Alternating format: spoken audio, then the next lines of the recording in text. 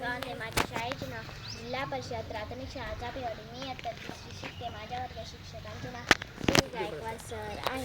आदरणीय व्यासपीठ उपस्थित सर्व मान्यवर आणि माझ्या बालमित्रांनो, आज 14 एप्रिल विश्वरत्न भारतीय राज्यघटनेचे शिल्पकार डॉक्टर बाबासाहेब आंबेडकर यांची जयंती. डॉक्टर बाबासाहेब आंबेडकर यांचा जन्म 14 एप्रिल 1891 रोजी मध्य प्रदेशातील महू या गावी झाला. त्यांच्या वडिलांचे नाव रामजी तर आईचे नाव भीमाई होते. त्यांचे वडील सैन्यात सुभेदार होते. अशा खडतर परिस्थितीत त्यांनी आपले उच्च शिक्षण पूर्ण केले. ते अर्थमंत्री, कायदामंत्री झाले.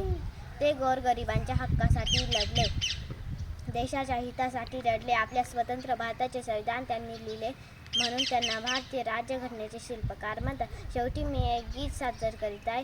दलितांची तलवार होऊन गेले, अन्यायाविरुद्ध प्रहार होऊन गेले. होते ते एक गरीबच, पण या जगाचा कोहिनूर होऊन गेले.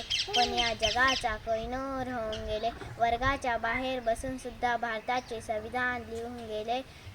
वर्गाच्या बाहेर बसून सुद्धा भारताचे संविधान लिहून गेले.